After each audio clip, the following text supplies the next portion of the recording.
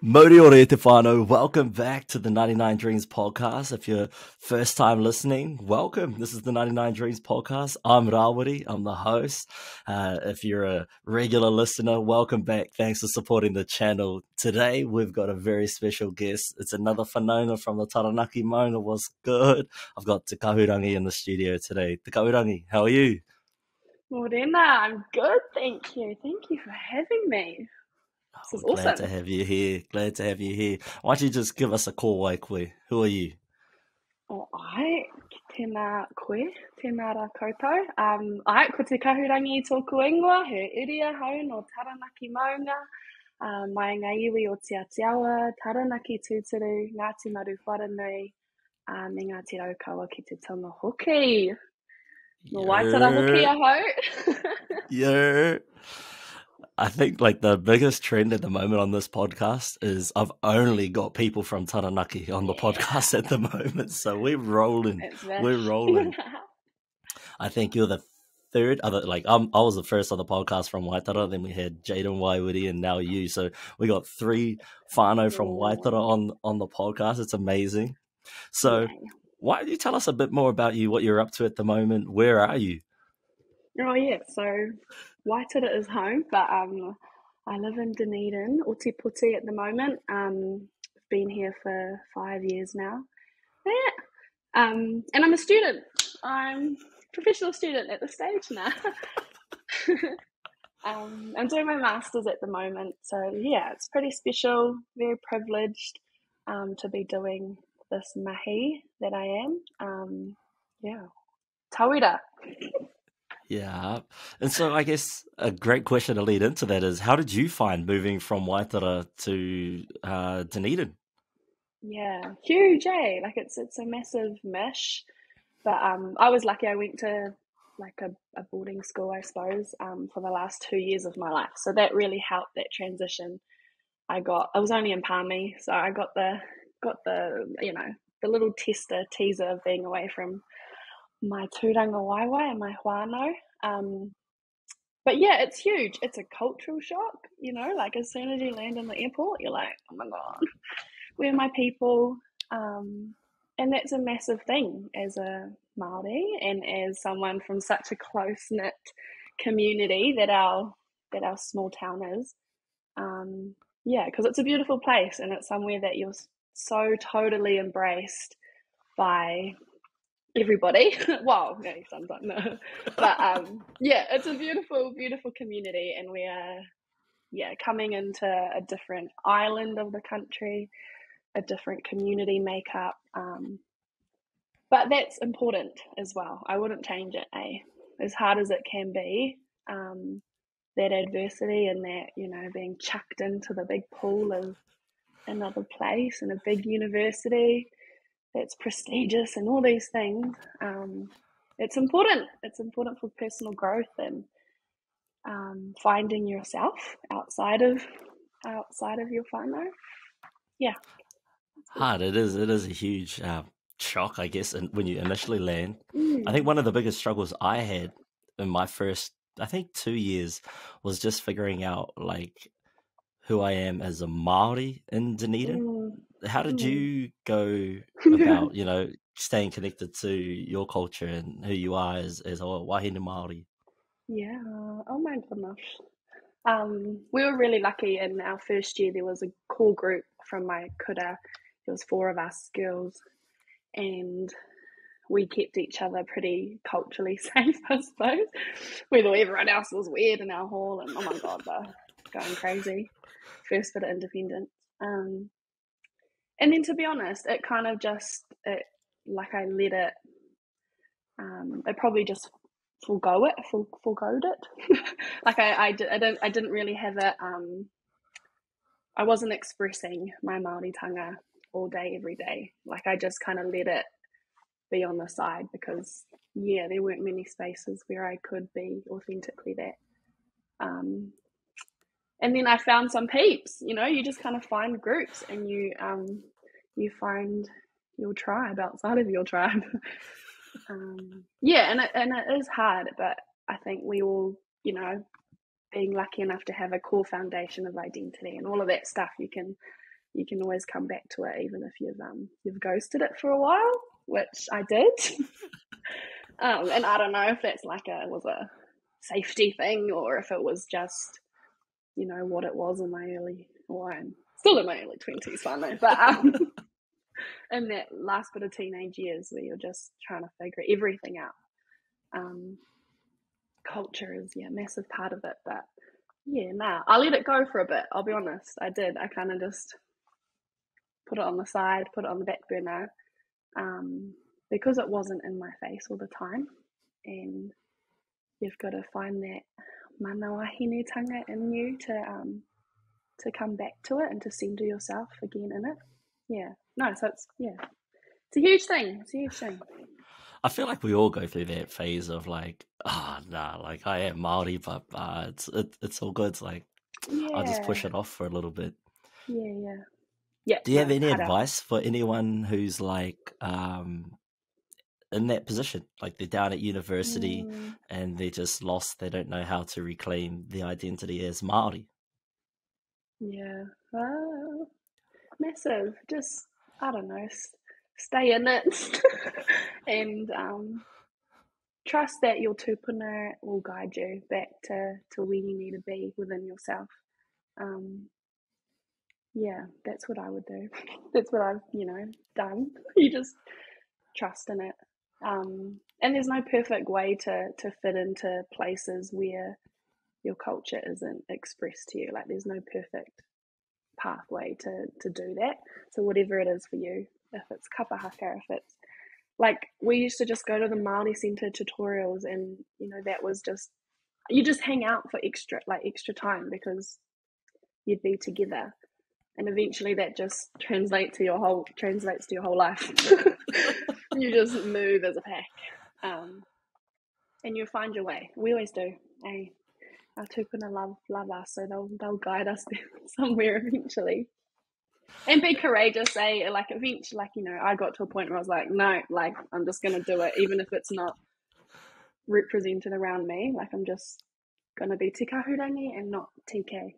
I'm just, TK's all good, but like those little bits of resistance, I suppose. Yeah, it's a huge change. Like I used to, in my first few years, I was just like, I'm Ra. It's all good. I'm just Ra. If you can't pronounce it, Awiri. It's a huge, once you reclaim your name, like in its full, you're like, you feel so much more powerful way. Yeah, no, head out, because you're given that for a reason, eh? And you don't want to get growling about not using it. So. Like, oh no, TK's fine. It's really not. Yeah, it's not really not. Not really. And also, just because you did touch on the Māori Centre, anyone down studying at Otago University, 100%, if you're Māori and you're able to, go hit up the Māori Centre. They're there to help you succeed. You might be a little bit shy at first, but all the aunties there, they're amazing. You'll get all the hookups. And they always have kai going. Oh my God, they do. And they'll follow your journey, eh? Like they're there. And they it's know. A blessing and a curse. It's a blessing and a curse, because when you're not doing well, they know. They're beautiful. And those are so important, eh? Like having those within our tertiary system. Like, duh. 100%. And so now you're in Te Koronga, the postgraduate. This is an Indigenous centre now, right? Aye, yeah. We are. Apparently. So what's it like being in Te Koronga? This is your first full complete year. You did like a year and a bit last year. So how's it been? Oh, it's amazing, eh? Like it's just like a korowai of aroha, of support, of like excellence, so that you want to perform for it, and you're a part of something that's bigger than yourself, and that's important to a lot of people and community, and this whole Māori revitalisation and resistance and all of this tino rangatiratanga stuff within the academy. It's been super important to me, and is becoming more important to me. It's super cool, and we're just so encouraged to be who we are, the uri of somewhere, you know, like us two from Taranaki, and just be authentically that in everything, whether it's our projects on the side or it's our actual rangaho, or if it's just us as people and growing our capability and being good people and being good humans. Yeah. 100%. I think that's the biggest lesson I've learned being in Te Kahurangi is as great as your research is, it's more about you as the person and how good of a person you are. Yeah. Yeah. And it's the kohanga, eh? It's like it's the kohanga where we're totally wrapped in aroha to be the best, or to learn, to train, to get better. Yeah. And it is postgraduate research based stuff. So how did you get involved in it? Like, how did you come to a position where you're like, this is where I want to be? Yeah, good part time. I think it was observing the tuakana, I suppose. So we come through our degrees, and I took this paper, this 206 paper, as it was called in my day.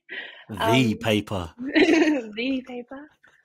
And yeah, you just observe tuakana. Not that I knew them as tuakana then, they were just these awesome young people that were academics, but doing these fabulous things that I recognized, you know, like I just recognized myself within you all. And in the most humblest way, you just like, oh, maybe I could do that then. Like, you know, maybe that I could keep going and do this stuff. And yeah, I wasn't really enjoying my it was all right, but I was just like trying to get it done, right, and just like move on and go work and whatever, and find my place elsewhere. But no, it hooked me in. Yeah, so I think that's what it was. It was leaning on that example that's been set, which is pretty awesome, and giving it a go and just wanting to have a try.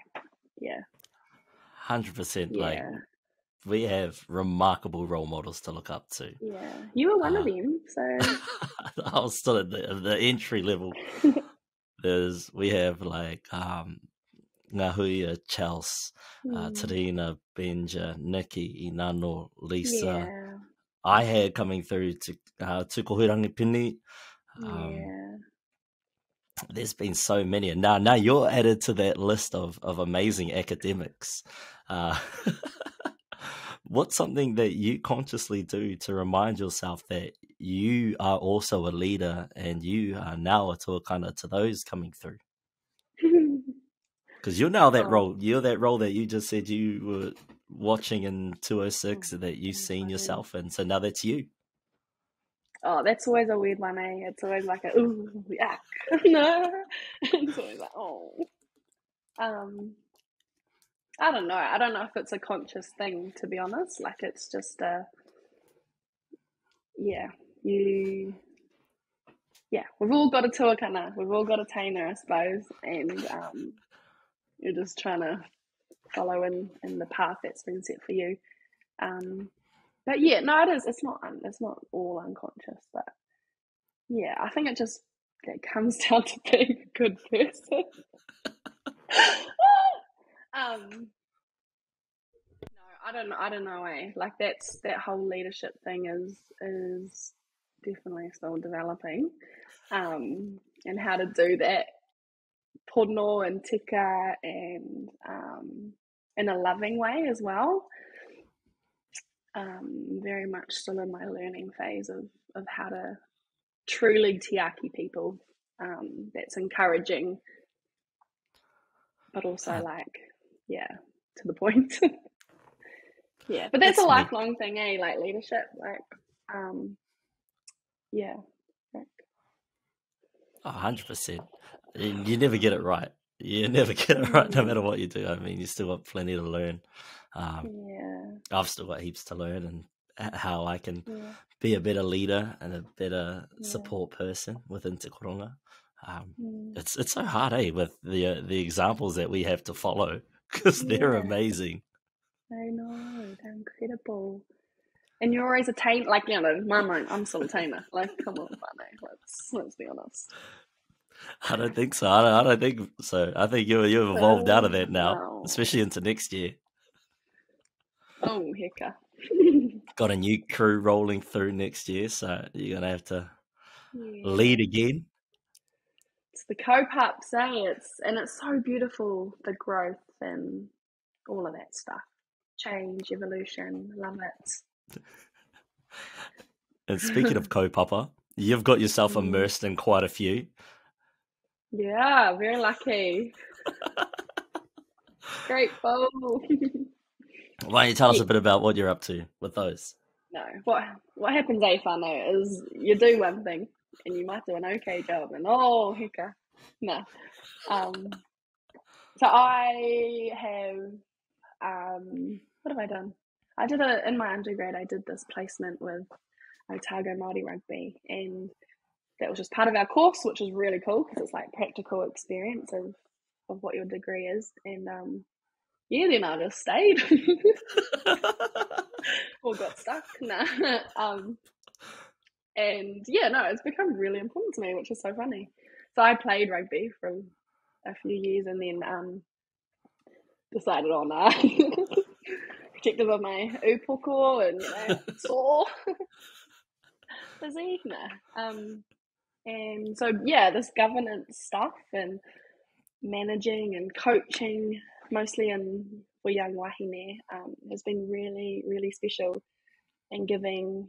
I had a really positive, we all have those key people in our life and key coaches or key, tuakana, I suppose. And so to be able to just learn from my experiences and take all the really good things, and to come from a place where it's always been quite positive in sport as a wahine, which is, so topical right now and so getting so much airtime, which is like incredible. To do that for young Māori down here in Otako is fun. It's really fun and really rewarding, eh? When all the stress and all the background stuff is finished and over, and you can provide memories for people and positive experiences in sport for young rangatahi Māori. So I'm now board member of Otago Māori Rugby and coach of under 17 girls, and not much of a coach. I just say go have fun, don't hurt yourself. Pretty much. Wearing many hats. Not make it too serious. And then just lucky enough to potter around and all of everyone else's co-pups, really. And be of use, just be helpful. Be helpful. What's some of the key lessons or key takeaways that you've learned being involved with Otago Māori Rugby? Yeah, getting along with people, observing, listening, and then just being helpful and being of use to this community. I did a few sport management papers and governance-y ones at uni.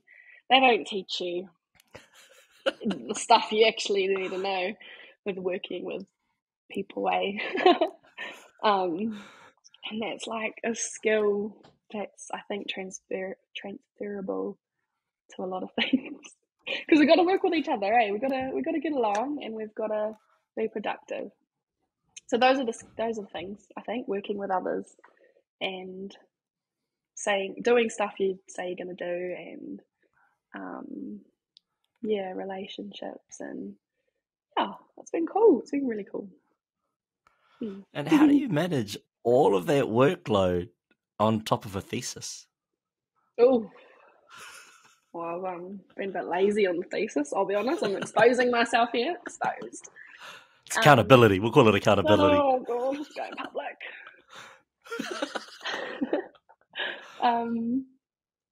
I don't know. When you really care about a certain thing, or care about people, or have respect for a kaupapa or a core group of people as well, you just do it. You just do it, and my rangaho is kind of like my little love. So that's been neglected, but it's my little pocket of kind of, I love doing it. So that's never it's always lovely to come back to it, even with other stuff going on. And it makes my time down here, being away from home, more enjoyable doing this other stuff. Like it means that I have another set of people that are there for me if I need it, or grounds you when you're away from our maunga, and away from the place that you care mostly and deeply about. So all of the community work is probably that, is me craving that sense of belonging. Oh no. And the communities that you're a part of especially are so amazing. Your karitane whānau, your Otago Māori rugby whānau, your Te Koronga whānau, you're quite well supported down there, really, aren't you? Yeah, no, hard out. And and that's kudos to the kaupapa that we're both a part of, that enables those relationships. Yeah. When working in communities that technically aren't our own, we've come into them now. We're a part of those communities, but what's it like working in communities that aren't Taranaki communities, and how do you feel about that? Oh, I love it, Like it's the most, like, I'm so lucky. Like, we're so lucky to do that and to be embraced by them. Because communities, they deserve the best, and they asked for it, and they demand that, I think, as they should. But you do it. I think you do it in the most humblest way, because you're not of this people, this whenua. But again, also the hononga between Ōtākau, or Ōtepoti in particular, and Taranaki is huge. And I think, in a small way, we, both of us, have been able to do a bit of that hononga work and continue that relationship. And being a mokopuna of, our parihakatane that were brought to Ōtepoti wrongfully, unlawfully. There's a sense of duty almost, and responsibility to honour that relationship with kaitahu, and particularly the whānau at Ōtākau. So I think that all plays into it too, like that tūpuna relationship to this land in a weird way. When you've got to remind yourself of that, but you just, I don't know, you just do it in a nice humble way. And you do it under the guidance of others. We're not there just us, and we're here and doing this. You're a part of it all, poo. But it's awesome. It's so cool because when you're at home, there's an added layer of responsibility. Not that you do a different job, but you still do your best. And for now, this is my way of being, of use and providing, like, giving my service to community before I venture home. And do you find yourself under a bit more pressure when you're at home on the kaupapa as opposed to down there? I feel like they're a little bit friendlier down south towards us. Yeah, because we're manuhiri. I don't fully know yet. You'll know more than me. You're actually mahi-ing at home. So I honestly, I can't fully say, but I imagine yes.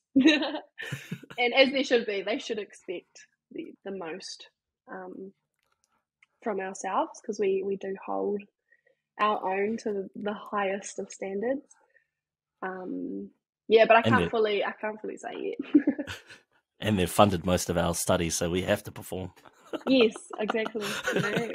We've got to stay pono to the kaupats and be grateful and give back, because you're so right. We've had so much investment, and that is so beautiful. That's our reality now as a people. Yeah. And that so many of us are, this is one way to be awesome, is through academia. There's so many different ways, and it's so exciting. And it's just the beginning. Like, it really is just the beginning. There's so much more for our people to achieve. That's the exciting part of it, right? Is it's just the beginning. Yeah, I know. And we'll come in and, I don't know, do our little layer at our whakapapa to it. And since we're talking about being back home, do you want to dive in a little bit more about your research? What is it that you're doing? Yeah, so there's lots of conversations, I suppose, about te taiao and climate change in our changing environment, and what that looks like, what that even means. And so what I'm really just doing a continuation of my dad's work. But I guess, tā hard. And yeah, just trying to understand te ao huri, our changing environment, from a taranaki, or ngā iwi o taranaki perspective. What do we reckon? Like, what do we think about it? What are our aspirations in this space? And then, alongside that, what's our mātauranga around climate and weather, and how do we understand the tohu of the environment? So in a crux, that's what it is. And what's our authentic perspective of it as taranaki maunga? Ko tahi ai te kōrero, ko tahi ai te tū, I suppose, eh? What's our collective understanding? Do we want one? Do we want to, lots of things. That's beautiful. That's beautiful. And I guess another question is, what's the importance of, having research that has meaning to you? Yeah. Oh, what's the point of it? Like, I suppose in some way, like, like why wouldn't you? Why can't we? Why shouldn't we? I think it just makes it so much more powerful, I suppose. And it's, I always think about it, that's actually the place that I can talk from, is from home. I probably can't really talk about, or from the perspective of anywhere else, because, this is my whakapapa to this place. And so, and it's that whole being of use to this community that I therefore belong to. So yeah, I think it's incredibly important. Not that and other research isn't incredibly important. Is incredibly important. No matter what it is, because it's always, it's helping something evolve and get better. But yeah, I think as for me, as Te Kahurangi, it's what else would I be doing if I wasn't doing it for somewhere that I really love and care about? No, that's on. And 100%, like, doing research that matters to you most is what helps get you through it, because it's tough. Yeah, and as much as it's about other people and the maunga and the community, you're the one that's actually got to sometimes knuckle down and do it. So no, tautoko that, And what's some of your tips for just getting shit done? Like, how sometimes it gets a little bit tough, you get stuck, you get in a rut. What do you do to get yourself out of there? Well, ask me in a couple of weeks, because that is the mission. This end of year. Oh, I don't know. You just gotta fight those demons. Nah, I think it's remembering that it's, especially in academia, and it's such a privilege. Like, oh my god, it's like, this is so privileged to be able to do it, to do research. Like, to spend my time thinking, reading. There's no struggle in that, really, core life stuff. And so again, it's speaking from privilege, but I don't know, you just remember the why the heck you're doing it, the who is this for, what's the purpose, yeah, remembering who you are, who's got you here, all of those things. And if all else fails, you just, you think about your pepeha, you think about your maunga, your hours, and our history as Taranaki maunga. That was real. That was real adversity and sacrifice and love for us as the mokopuna. That kind of stuff. You tap in our wairoa if you need, do some karakia, some pure, some cleansers. So one of your biggest tips is to just fall back on who you are as a person, fall back on your identity as Māori or whatever your identity is. Yeah, no, hard out. It's our superpower, eh? Being Māori, that's out there at the moment. That whakaaro. It's our superpower. Harden, we've got one of the best superpowers, ladies and gentlemen. It's just taken everyone a little while to realise that. Yeah, no, and even ourselves, eh? Like I'd begun, like we started this thing. I let go of my Māori tanga there for a bit because I thought it might have actually been getting in the way. But oh no, honey, no girl, come back to it. It's the future. It really is. Being unapologetically Māori is the future. It's where everything is shifting to. I know we see a huge shift in it. Everyone's wants to be a part of Tāo Māori, Yeah. What are some of your things for people who are non-Māori, looking from the outside but wanting to support? Do you have any tips for them? Yeah, tangata tiriti, eh? Oh, yeah, that's way above my expertise, I'll be honest. But like we see it in some of our really awesome mates, eh, that are really, really good tangata tiriti. And I think, I don't know, just from my experience, it's just your intention. Like, what's your ngako doing? What's your heart doing when you're coming into some sort of engagement that you want to have, that you desire, that you think you can be useful in? Is your intention? What's the go? What are you up to? And educating self, eh? Like, we all need to do that before engaging in some things, eh? Like, because then all the labour's on the Māori person, and that's not the go. And again, it comes down to just being a good person, setting your intention, checking in with yourself. Why is it that you think you need to do this? Do you need to do it? Do you need to have this space? Is it yours to take? All of those things. Hey, honestly though, do you actually need to put someone else to it? No, that's mean. That's mean. I guess then in that space, is it okay if you feel overwhelmed and you can say no as Māori? Is that okay? Yeah, we're like, well, those leaders above us are overworked, eh? Like, because there's such a small pool of, is there? I don't know if there is. I don't know if that's correct to say, but yeah, it is okay. Totally.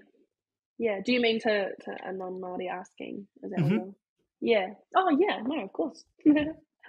Yeah. Yeah, I think so. And it's a situation to situation thing. And no, totally.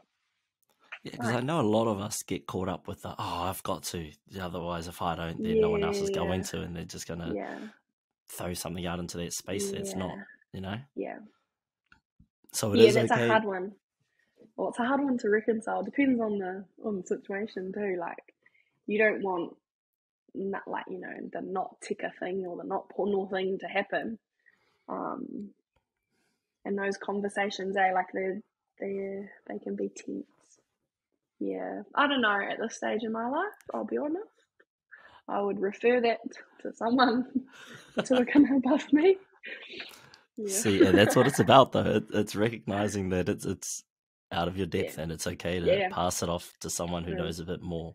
And you Yeah. don't have to feel like you have to do everything just because Yeah. you're that one Māori in that space that you're in. Yeah. Yeah. And we don't know everything, eh? Well, the more we think we know, the more we know we don't know. 100%. Yeah. Here's a question for you. If you were to go back and tell, let's go with 17-year-old Te Kahurangi, a piece of advice to help her out to navigate the spaces that she was in back when she was 17, what would you say to her? She was living her best life now. Just to trust yourself, just to go for it, to do it, and yeah, to trust in the universe, or trust in your tūpuna, trust in yourself that you'll be all right, girl, and yeah, everything that you can imagine for yourself, you can make your reality. Yeah, to love yourself, all those things. To have a go, to just, yeah, be courageous. Oh, now I'm talking to myself now. Nah.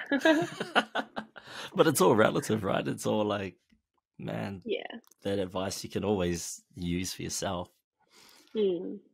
Why is it that you tell yourself that advice? Why is it that you're giving that specific piece of advice to yourself?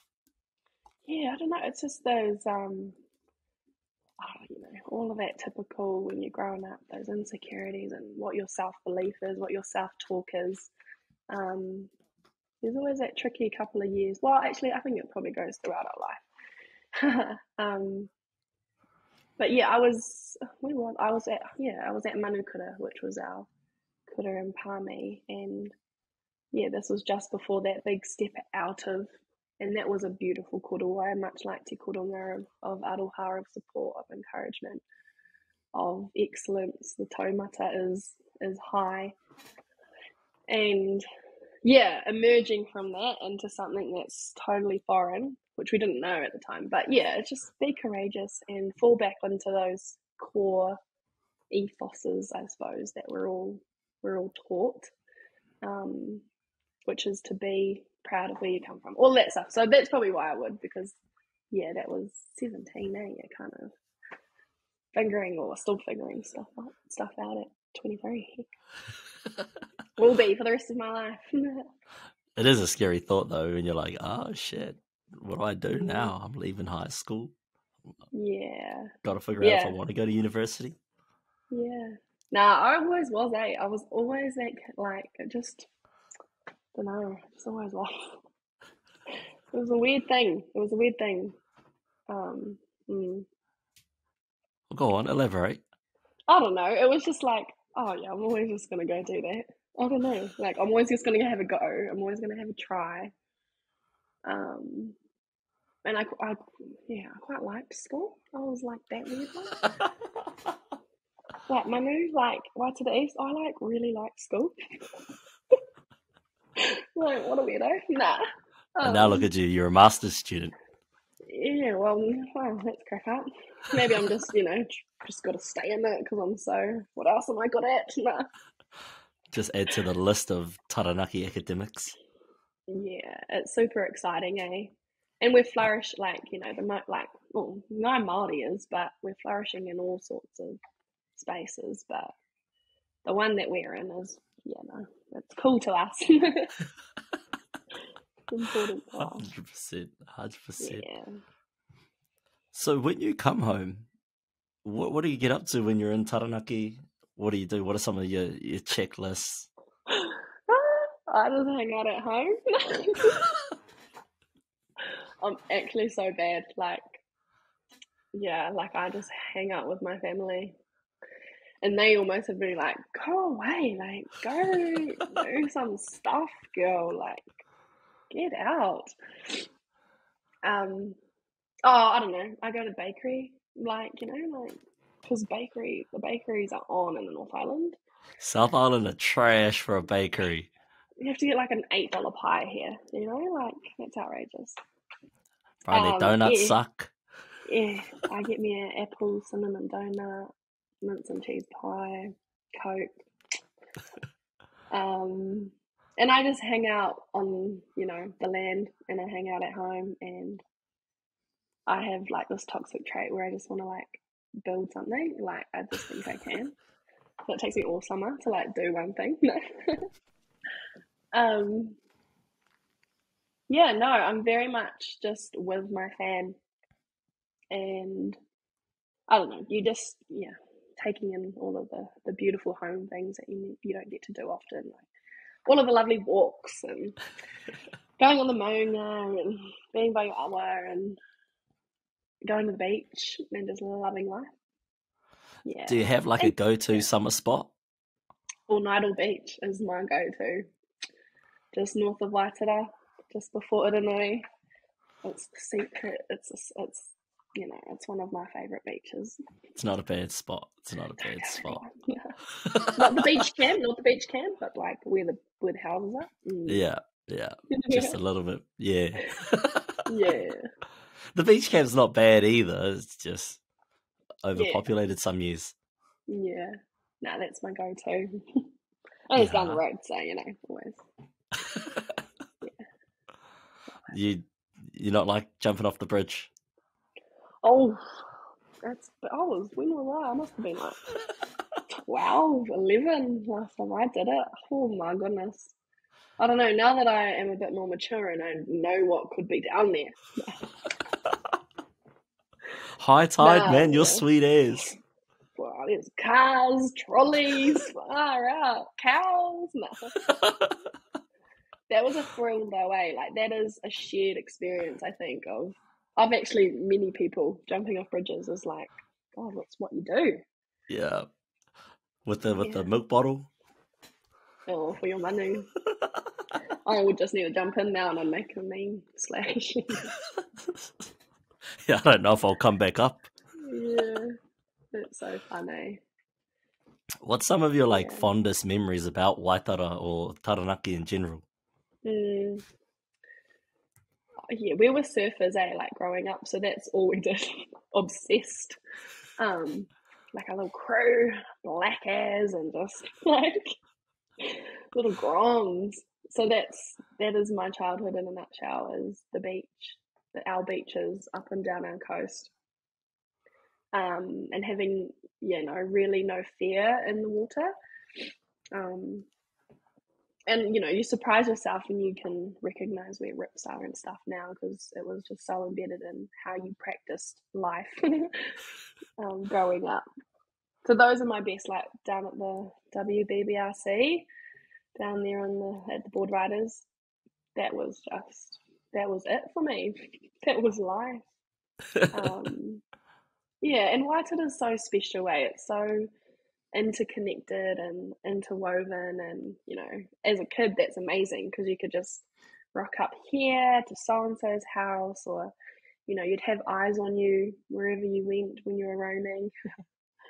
And you were kept, I had a really positive, kept safe by a lot of whānau and a lot of people. The community raises you. Those are the beach is my fondest memories, and up on our whānau whenua up Waitara Road. That's where I got my whānau on. No. Yeah, those are special moments. And I was a hui kid too, so like that was also my life. Going to hui after hui after hui. Yeah, I say it like that now, but I didn't know. Nothing's changed for you then. Yeah, that's probably why. Isn't that buzzy? Like when you grow up moaning about this thing, but then you like love it. Yep. You're trying to get everyone else to come with you. Yeah, I feel sorry for your sister, Dragged around to every kaupapa you're involved with. Oh, now she knows the word no. Like, I'm not from here. I don't have to come. Oh. She's not wrong. No, she's not wrong. But I love home, eh? Oh, it's really cool. And I'm lucky to have that feeling, eh? We have some great communities up here back in Taranaki. We are blessed to be a part of. We do get a bad rap, but hey, that's because you're not from the community. Yeah, nobody else can talk shit about it. 100%. 100%. Hey, we got the meatworks, we got the pools, we got Jan's takeaways. So good. They deliver. Oh my god. Oh yeah. Oh, but no Uber Eats. That's the biggest issue with Waitara. There's no Uber Eats. No Uber, no taxis. I miss my Uber Eats. Yeah, there's not even a taxi here, eh? No.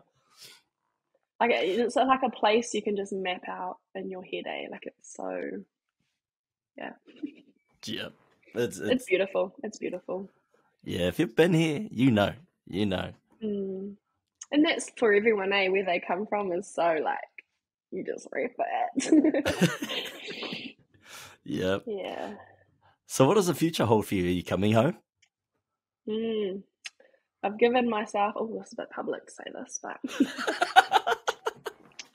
don't worry, we don't get too many listeners. Oh, sad. You might now. No. I've always said like I'd come back about 30, 35. Nice. Give myself some time to find a man. If you're listening. Oh, no.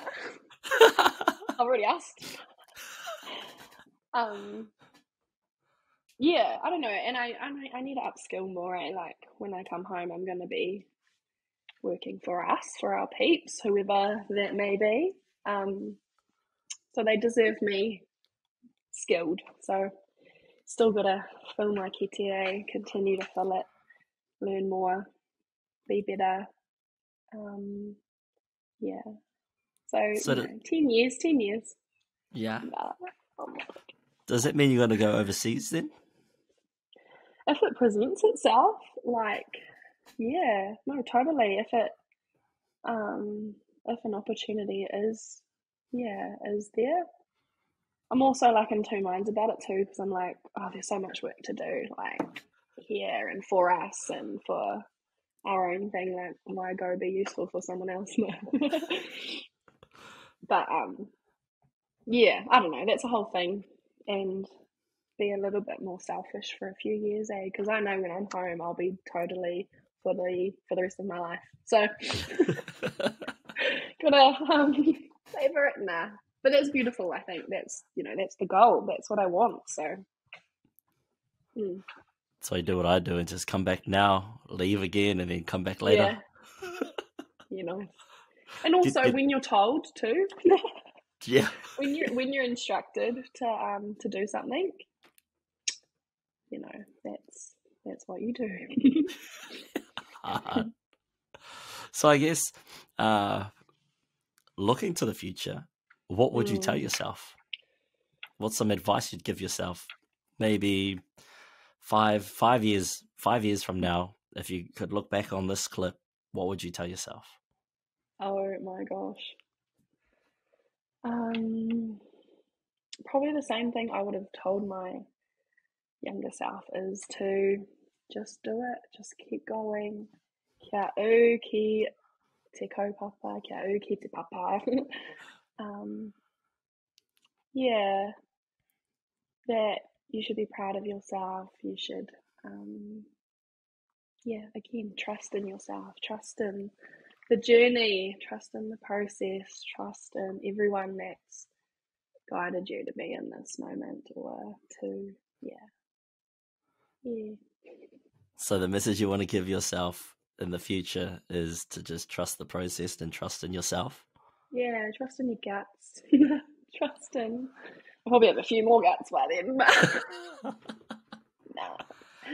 Uncomfortable making a joke. No. Trust in your whakapapa. Trust in your identity and who you are at your core. That's a huge thing, I think. Just know that you're okay. You might have done a silly thing, or done something, or someone might have a different perspective of who you are, but in your core, yeah, go back to that girl. Yeah, that's great advice for anybody. That's some great advice for anybody. And you are very much so a go-getter and get shit done. That is who you are. I mean, like, was it 2 weeks ago you completed I Am Māori, man. That's crazy. Well, you were meant to be there, Marcos. You're meant to be struggling on the bike, not me. And that's why you're the go-getter. Oh, no, I'm just the yes, like 4 months ago. And then, oh my God, all of a sudden it's this weekend. Oh. How did that go? Do you want to give us a story time? I was fighting some demons. I tell you, I was fighting demons. Nah, it was beautiful. It's a beautiful kaupapa Māori event. Everyone is so nice. Oh, Pastor me, go girl. You got it, girl. Nearly there. Not even nearly there, but, you know, doing so well. Good form. Meanwhile, that is zooming. No, it's beautiful, eh? Ngā mihi kia Ngāti Kahungunu, they're beautiful hosts. And, yeah, it was a journey, eh? It's a journey. And you just really got to dig deep in those moments. Nah. But in all seriousness, it just, I don't know, it teaches you that your mind is capable of so much. And your body is also. If your mind's still strong, your body, your legs will keep pedaling. You'll keep going. And I had amazing support. Like, some of my whānau came up along the ride and were cheering. So I was like always thinking about, like, oh yeah, you can make it to them. You can make it back to them. You can make it back. Yeah, and you go all sorts of places, eh? When your body's under that much stress, when your body's like so fatigued, your mind travels. Yeah. And for the whānau that don't know, she did 90 kilometres on a bike. It's not just around the block a couple of times. It's 90 kilometres. If you're in Taranaki, that's like from Waitara to Pātea. It's far as. Takes you an hour on a car. So I could only imagine the demons you were fighting. Oh. It's called, I think it was almost timely, and you know how those weird ones happen where I probably needed that, and I needed like a kick up my ass to be like, girl, like, because, you know, the looming, I've got a due date for a proposal this year. So I think I needed it. I needed to, like, you are capable of this. Like, if you can do that, you can do your work sitting your bum on the desk. But no, the mind is incredible, and yeah, it makes you grateful for the things that you can tap into when you need something. Because I was ready to zoom into traffic. Nah, wouldn't just get bumped off by a wing mirror. I would have been, thank you very much. Oh, Jesus. But no, it's cool. It's cool sense of accomplishment too. And we had it was Mama Wahine that day. We had 6 of us girlies. And in my head, even at like the 4-hour mark, I was like, oh, they're still struggling with me. No, they'd finished. They were having lunch, cup of tea, having a swim. They're like, where are you? Still waiting. I think they were calling me, but I'm like, oh, yeah, I wasn't. No, it's beautiful. It's beautiful, beautiful thing. A great book you should have read for that would have been David Goggins' book. Oh, is he the Navy? Yeah, he's Navy that guy who's all about the mental. Yeah, his book. Wow. Highly recommend reading that. I can't remember the title. I think it's like Can't Hurt Me. Oh, wow. And that's all about a whole mindset shift. Yeah. Like, he's got a section where it's taking people's souls. So if, like, people are commanding you to do things, you just keep doing it, and you never break. You break them with your mind. Yeah, you just keep doing it. You never fall, never show weakness, and you break them because they can't break you. that whole rhetoric of like pain is the weakness leaving my body. Pretty Like that much. kind of facade. Pretty much. Yeah. And he's crazy. He does like mega marathons and all that kind of stuff. Mm. He makes Yeah, I've never Jim been. look normal. Yeah, right. Oh, okay. I've never been one for those extreme things. Like, just never really been my taste. But I get it. Once you've done it, I do get that sense of, it's probably the endorphins, or that completion of, wow, I did that. Yep. And you're just proud of this vessel. And I have neglected her, I will be honest. But you're just like, oh my gosh, wow, thank you. We can still do it. Yeah, we're still got something. Yeah, grateful for the vessel that gets me through every day. That one in particular. No. Are you going to train better for it next year? Oh, well, we all left saying, oh yeah, we're going to do the solo quarters by ourselves. But, nah, man. Might retire the team, me. One and done. Nah. Yeah, I might just stick to drinking events. Well, there was plenty of that along the side on the road. Yeah, I don't know. A bit of training wouldn't help. Fun though, I'll be honest. Wouldn't have hurt. Wouldn't have helped. No, I just said that wrong. It definitely would have helped. It would have helped. Yeah. I do another thing on this show where it was supposed to be a dream jar, but I don't have a jar, so it's a box. It's a shoe box. Love it. So, yeah, killed it. My guests, they haven't had many guests, but they just tell me one of their dreams, or as many as they want, and I write it on this piece of paper and then throw it in the pot. And we get to revisit it whenever you achieve that dream, or I achieve mine, or your dream changes. We can revisit it and put a new one in. The old one stays because dreams never die; they just change. So I'll write one down with you today as well. I'll start filling this box. Eventually, what I have planned is that when we start achieving our dreams, everyone, the listeners, guests, myself, I'm going to put up a board back there, and we're just going to put up all these Post-it notes as we start achieving those dreams. Fun. Yeah, so the box of dreams will never die, but the board of dreams is where dreams come to life. 99 Dreams.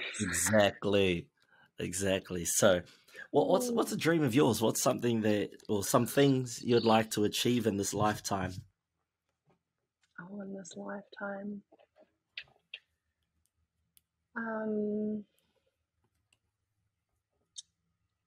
Oh gosh, I think I just want to be of service to my community.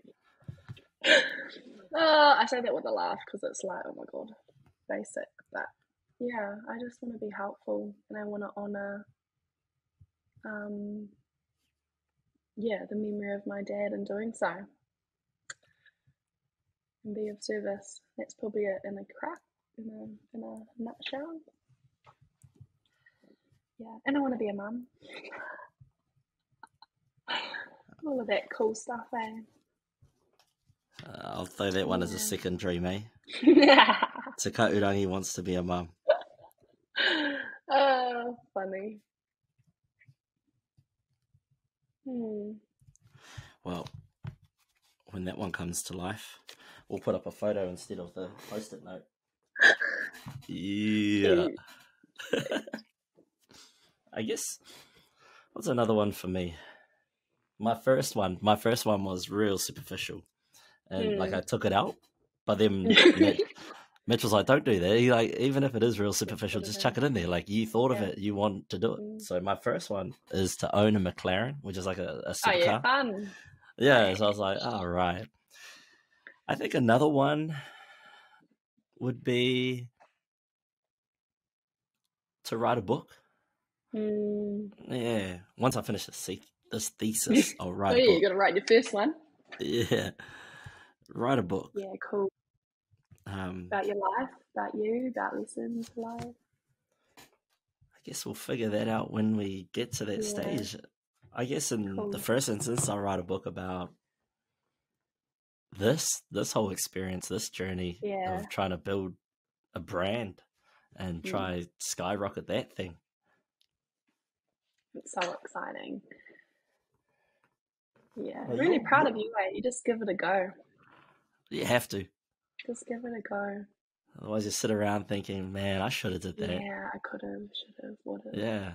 Like, I really wish I did this back at, like, second or third year. Because all my friends would have been down there. We could have done this, you know, face to face. Yeah, that would have been Could have fun. already had it, you know, built and established. But then, you know, this is the whole journey. That's that whole trust the process bullshit that they keep going on about. Timing, all that stuff. Yeah. And, like, who knows, maybe I wouldn't have that same mindset and drive to push and try and achieve this kind of thing. Yeah. Cool. And for you, what's an indicator of your achieving your dreams? Obviously, being a mum, you'll have a child, but being of service to the community to honor the memory of your father, what does that look like? How would you know that that's been achieved? Yeah, that's the thing, man. That's why it's so broad. No, so it can be anything. No. Well, back on the cover of another PKW for the third time. No.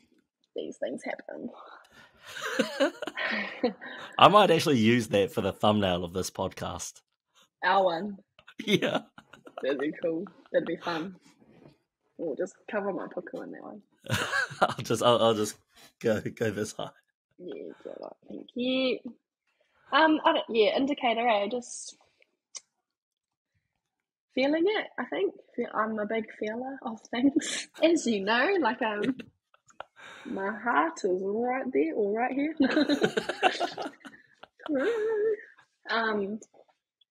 And that can get in the way sometimes, but yeah, I think it'll be a feeling of and it's always a hard one when you're trying to, you know, live up to this thing that you can never be told by this certain person that, you know, they're proud of. Like, you know, you can never be fully told that, but I think it'll be a feeling of a moment where, I feel, you know, not that I'm restless about it, but at peace that I'm doing what I'm supposed to be doing. And again, that's that whole thing of waiting that out and trusting that you'll be guided there and you'll get yourself to where you're meant to be. Because I love that stuff, eh? Like, I think we're all where we're meant to be in any certain moment. 100%. But also we make that stuff reality by our actions. Like we put ourselves in positions like you are with this mahi, like, you know, you've made it possible to be doing and living out one of your dreams, you know? And we've got to be grateful for those little moments, I think, of achievement, and like be reflective and be not too much so you're not living in the hara of the past, but enough to realise and be grateful for where you've gotten to.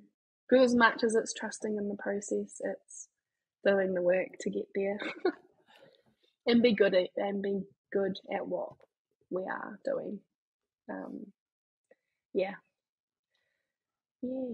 And you know, it's not all perfect. I say being of service to people, and you know, like, it's not gonna be all fun and all rewarding. So I have that in my whakaaro too. It's not all perfect. And it might happen not in my timeline. But that's all part of it, though. Yeah. There's moments, in life where you're just like, oh yeah, this is what I thought I was going to be doing, or wearing, or living at this house, or flying over here. You know, like, I don't know, those little things are, love it. Yeah, and who knows, anything could pop up that could change the trajectory of your career and your life. Like, look at me, I'm back home. I was supposed to still be in Dunedin. Yeah, and life, shit happens like that. Life happens, and it's meant to. Yeah. Is it? Nah. Yeah. Everything's for a reason. And you've given some great advice and some great insight today, not only into your life, but advice that could definitely help other people, myself included, out here. You're a fountain of wisdom. It's always great to catch up and talk with you. Anyone that knows Te Kahurangi knows that she's one of the kindest and nicest people out there. That's all everyone in Te Kahurangi says, is that she's always the most thoughtful, most kindest person out there. And I'm mindful as we get close to wrapping up. Is there anything you would like to say, or anything that you'd like to let the people know that you're up to in the meantime? I'll be right here at my little desk. No, just grateful for the opportunity. It's been fun. I was really a bit nervous this morning. I was like, oh my god. But it's cool, and I'm just I think I'd like to let you listeners know that I think we're all really proud of you for giving this a go and for doing it in the Rawari fashion of, just awesomeness. And it's so inspiring, I think.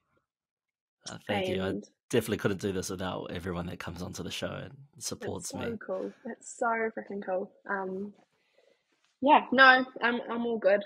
I hope everyone has I don't know when this is going to come out, but lovely summer, safe summer. Merry Christmas. Happy holidays. But love it. I can't wait for the merch. Can't wait for all the things to come for 99. Yeah, 99Dreams. We're slowly making things happen. And I'm super appreciative of you coming on today to Te Kahurangi, especially at short notice. Oh, God. How Rawari does it so far now. Oh. Be warned. No. And we will definitely catch up again once you finish your thesis on the show. Get you back on, share some more knowledge as we get to watch your journey as well. So that's one of the big co-pop about 99Dreams. It isn't just about achieving mine and my dreams. It's about helping other people achieve their dreams and following them along their journey. Very cool. Very, very cool.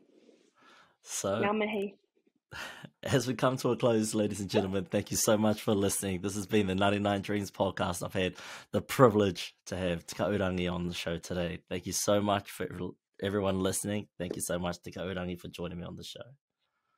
Ka kite. Take care, everybody. Mōri ora.